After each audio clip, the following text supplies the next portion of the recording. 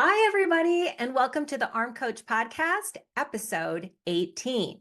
Before we get started, I want to remind you that at the end of the month, I'm sending one of you a $100 Visa gift card. It's going to someone who has written a review for the Arm Coach Podcast.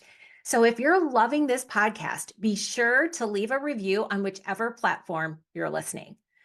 So, what's happening? How are you? It is a beautiful, beautiful day in Wisconsin. We have bright blue skies, and I'm looking at them right now. June gloom is nowhere to be found, which means that I'm not wearing a raincoat in the middle of June, which makes me very, very happy.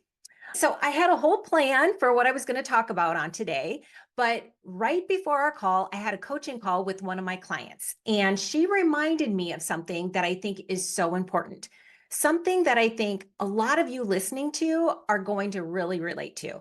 So I decided to scrap everything and switch topics. We were talking about the work she was doing to sculpt her arms, and she said to me, Christine, sometimes I feel like the person who I really am, the real me, is trapped inside this other person who's struggling with her eating and arm workouts. Like there's two parts of me and I'm at war with myself and I just really want to figure out, who I am without the arm struggle so that the real me can come out of hiding. I will tell you that when she said this to me, it stopped me right in my tracks because it brought me right back to what it was like when I was struggling with my eating and my body. You guys, I have such a vivid memory of living on Vine Street, waking up in my bedroom, looking in the mirror and thinking to myself, I know this isn't right. This isn't who I'm supposed to be. This isn't what I'm supposed to be doing. This is not how I want to care for my body. But the problem was I didn't have the first clue how to fix or how to get out of the situation that I was in. I know that a lot of you out there can relate to this idea that it doesn't feel like you. It feels like there's a real you, and then there's a part of you that is struggling, and like you're at war with yourself and you don't know why. If you've ever thought of this, if you've ever thought something similar to what my client said to me today, then you know how disorienting it is. It's like you're adrift in your own body. You keep going through the motions of life, right? The motions of eating too much, blowing off workouts, the motions of whatever habit that you're doing that you don't want to be doing, drinking too much, spending too much, watching too much, whatever, and wondering, how did I get here?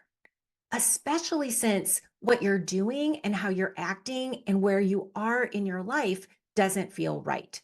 If you can relate to this, if you turn around and you look at your arms and your life and you think, wait, what?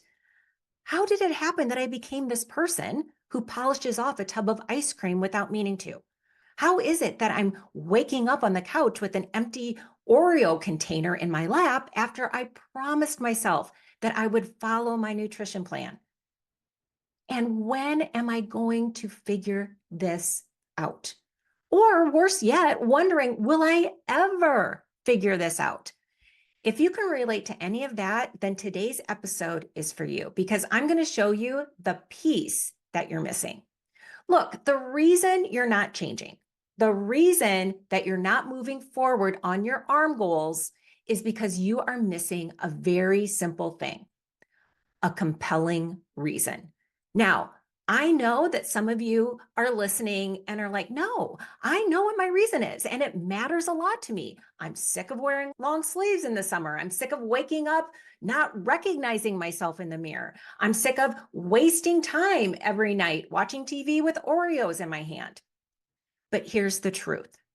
Whatever your reason is right now, it's not compelling enough. Because if it was compelling enough, you would already be on your way to change instead of feeling stuck in this place where you're not living the life you're meant to live. A compelling reason is exciting. It captures your attention. It makes you think, I want to do this. I want to go for it. When you have a compelling reason, you're like, Okay, when do we start? A compelling reason compels you to action. That's why it's called a compelling reason. I want you to think about the reason you have in your mind right now to sculpt your arms. Whatever reason it is, does that reason excite you? Does it make you think, I want to do this no matter what? Or does it just seem nice? Does it seem nice to not wake up unrecognizable anymore? Does it seem nice not to waste your evenings eating Oreos watching TV? Does it seem nice not to have to wear long sleeves in the summer? You really need to ask yourself this question about your current reason and be honest with yourself because nice is not going to cut it. Because changing your eating and lifting weights consistently, but really changing anything in your life will be uncomfortable. There are no two ways about it. Change forces you to grow, it forces you to step outside your comfort zone. You have to do the hard work if you want the change of going to the movies and not eating the entire tub of popcorn. You have to do the hard work of doing your arm workout instead of scrolling on your phone. You have to do the hard work of coming home after a long day and not using Oreos to take the edge off of how you feel. All of those things require discomfort. And if your reason to sculpt your arms just feels kind of nice, it's not going to sustain you when you run headfirst into discomfort. This is why your reason has to be compelling. It has to motivate you to keep moving forward, to keep taking action, even when you feel uncomfortable. Because when you're in the process of trying to change a habit, when you're going through the discomfort of changing what is automatic and routine, part of you knows that there's a quick and easy fix to feel better. I say this all the time. That is what food and screens are, a quick and easy fix to change how you feel. All right, so think of it this way. Change requires discomfort, but the habit you're trying to change, you're overeating and not working out, the habit you're trying to change offers comfort. Change requires discomfort, but the habit you're trying to change offers comfort. When you feel anxious or bored or lonely or stressed or insecure, you get into the habit of having a snack to feel better. The habit, right? The food provides comfort, but change requires discomfort. Do you see the bind that you're in? To change a habit, you have to move away from comfort towards discomfort. But the habit itself, the very thing you're moving away from, is the thing that provides comfort. You taught yourself unknowingly that overeating or scrolling on your phone was the answer to feeling uncomfortable. And now you need to feel uncomfortable in order to change. It's crazy. Right? Now, food might be your current solution when you feel uncomfortable, but it comes with a lot of repercussions. It's not sustainable. It feels good in the moment. It feels good once you have a bite, but leaves you feeling worse in the long run. But you know what? The same is true of all your habits, drinking, spending, watching, whatever it is. All these habits are easy fixes that do nothing for your overall well-being. They just give you short-term comfort. And this is why you need a compelling reason. You need a reason that feels better than just nice. You need something that will sustain you when you're facing down discomfort, and your brain has learned that the answer to feeling better is just one tub of ice cream away. So think about that. And culturally, we've all been sold this idea that you have to hit rock bottom before you can change. You have to have lost everything or woken up in the gutter or ruined your life and admit that you have no power before you can begin the process of doing something differently. Only then, only once you've supposedly hit rock bottom, when everything is on the line, will you have a truly compelling reason to change. But you know what? I think that's a bunch of bunk. It's really wrong. The idea that you need to hit rock bottom in order to find a truly compelling reason is crazy to me. And you know what? It might even be the thing that's keeping you stuck right now. I know that for a period of time when I was struggling, I would think to myself, well, maybe I'm not able to change my overeating because things haven't gotten bad enough. Maybe things need to get really bad so that I can move forward. But isn't that crazy to think? Isn't that a crazy idea? But it's the idea that we've been sold that we need to hit rock bottom so that we can finally find our compelling reason. And I think that's why the idea of being powerless is so prevalent. Because what would be more compelling than the idea that you must stop overeating because you have no agency and no power? Except, of course, for many of us, the idea of being powerless is actually demotivating. And also, it's not true.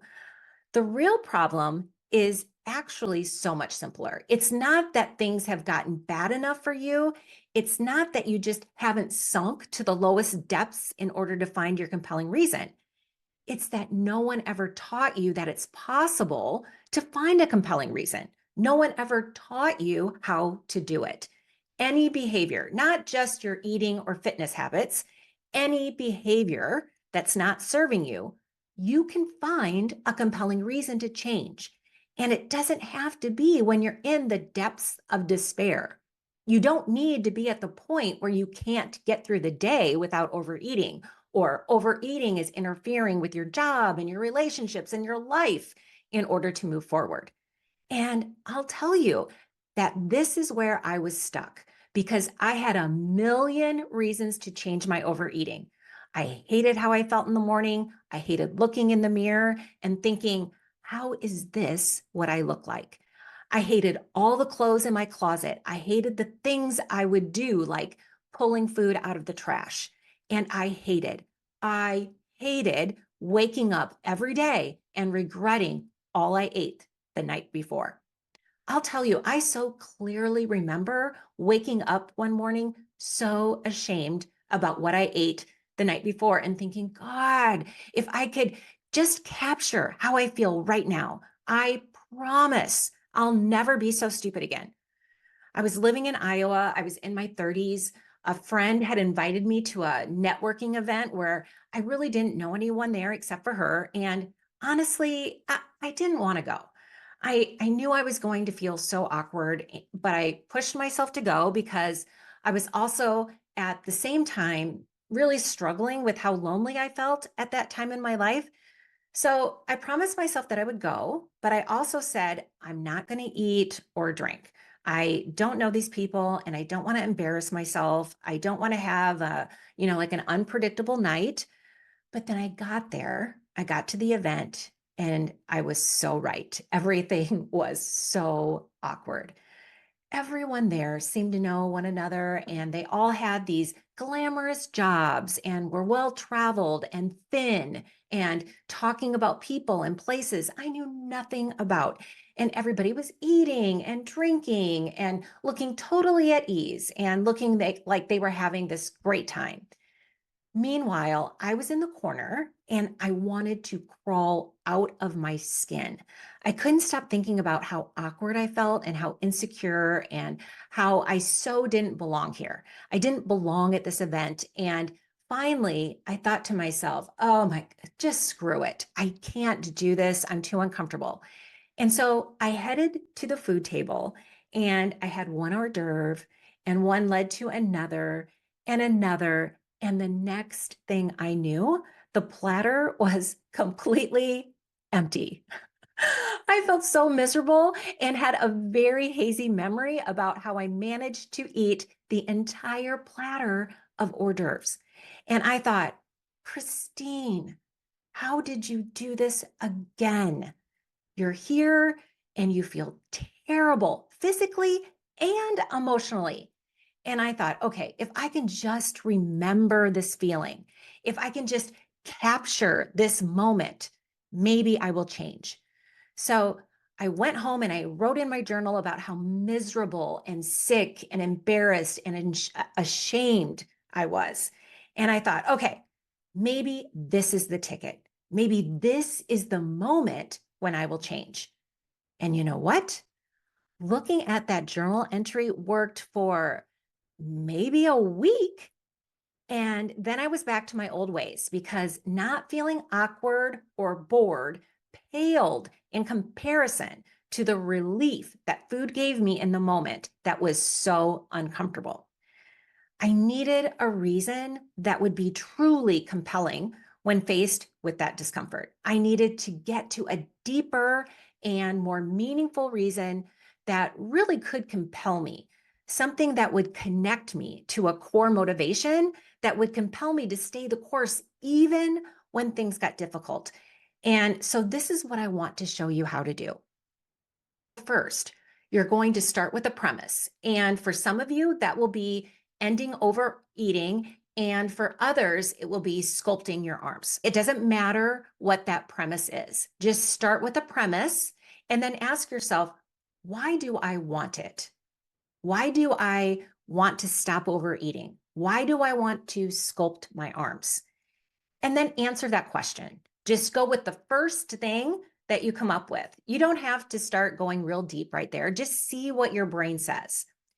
Now, listen, once you get that answer, don't stop. Keep digging. Take the answer that you came up with. Maybe it's to lose weight or to wear sleeveless clothes or to feel more accomplished, whatever it is, take that answer and then ask yourself why you want that thing. And with each answer you get, repeat the process of asking yourself why 5 times in a row. Keep going deeper and digging. Keep looking for that compelling reason. I'll tell you, this is harder than it sounds. I promise. It sounds simple, but it's not so simple. After your first answer, your brain is going to be like, I don't know. I don't know why I want this thing. I just want it. I just do. Isn't it obvious? Isn't it obvious why someone would want to lose weight? Isn't it obvious why someone would want to wear fashionable clothes or be more accomplished or stop feeling crappy? But you have to keep digging. So I'm going to run through an example of how this will work so that you can try this on your own. So let's start out with the premise, I want to sculpt my arms. So you would ask yourself, okay, well, why do I want to sculpt my arms? And that first reason might be something like, so I can go sleeveless. Okay, that's really common. I hear that from people all the time. But let's go a little bit deeper. So ask yourself, well, why do I want to go sleeveless? And it's one of those things where your brain might say, it's obvious. Why wouldn't you want to? Right? We're so conditioned that sculpted is better. But really try to find an answer. And you might come up with a reason like, I want to sculpt my arms so I won't have to hide when I'm at the beach this summer. That's fine. Use that answer. Use that answer to ask yourself, why again? Why do you not want to hide at the beach this summer? And after some thinking, you might say, well, I really want that because I want to be more confident. Okay. So see, we're getting a little bit deeper here, but now keep going. Why do you want to be more confident? And notice how your brain will be like, well, because everybody wants to be more confident, right? But keep going, keep digging. Ask yourself, well, really, why do I want to be more confident? And maybe you'll come up with an answer like, well, if I'm more confident, then I can stop worrying about what others think of me, and that would be great. So this is good, but you've only gone 4 times. You only asked yourself why 4 times, and I want you to still go deeper. I want you to push past when you think you've gotten to the deepest point. Ask yourself why again. And in this case, you ask yourself, well, why do I want to stop worrying about what other people think? And this answer at this point is probably going to be pretty challenging for you. It might be a struggle to keep digging, but if you keep digging, you might come up with an answer like, so I can stop holding myself back and be more daring in life. Now pay attention. Notice that at the very beginning, you started with a reason of, I want to sculpt my arms. And at the end, you got to a reason, I want to sculpt my arms so I can stop holding myself back and be more daring in life. Now, which one do you think is more compelling? Which one do you think is more exciting, more motivating, more likely to keep you moving, keep you taking action when you're faced with discomfort? You need a compelling reason, and now you have a way to find it. So test this out, try it out, ask yourself why 5 times. It really is harder than it seems. I know it was for me. I had to keep digging and digging and digging to find a reason that was truly compelling. Truth be told, as I'm working on other things in my life that I want to change today, I still use this practice, and it is still challenging for me to really scratch beneath the surface and really come up with that reason that's going to be truly compelling. When I was stuck in this place of feeling like this isn't right, this isn't who I'm supposed to be, this isn't how my body and life are supposed to look. I'm not supposed to be waking up unrecognizable and miserable all the time. All I could see initially for a compelling reason was how I was looking in the mirror, not feeling tired all the time, not having regret. But when I started to do this work, I started to dig, I uncovered a compelling reason that was so much bigger. And I talk about this a lot. I talk about how that compelling reason that I discovered was about being proud of who I am. So, in that moment, when I felt so uncomfortable, especially knowing that there was this quick and easy fix to change how I felt, I had that compelling reason. I had that reason of being proud of who I am. It was something that I could tether my resolve to. Being proud of myself was a compelling reason that worked for me. Now, who knows what your compelling reason will be, right? But the truth is, you probably don't know right now. Whatever reason that you have, whatever reason that you've been telling yourself is the reason you want to sculpt your arms, it's not compelling enough, because if it was, it'd be working for you. So if you're struggling to find a compelling reason, I really want you to try this exercise out. Write it down. You guys, you can't do this work in your head. Really commit yourself to be willing to dig deep, even when your brain is like, duh, why wouldn't you want that? Keep digging, keep going below the surface. And you might have to try it out several times. You might have a couple versions. You might get to the fifth why and feel like, I don't know, is that really compelling? Just keep trying, keep digging. Because if you're feeling stuck, if you're feeling like there's some part of you that is trapped, like you're at war with yourself, or if change just feels so elusive, then you need to really get to that deeper knowledge that can spur you on when change feels uncomfortable. Because I promise it will. And in the face of that discomfort, when you know that comfort is just a spoonful or scroll away, even though it's not sustainable, you need that compelling reason to keep you motivated. That's it for today, everyone. Let me know what you think or if you have any questions. And remember to get entered to win a $100 Visa gift card by leaving the show a review. Thanks for listening, and I'll talk to you all next week.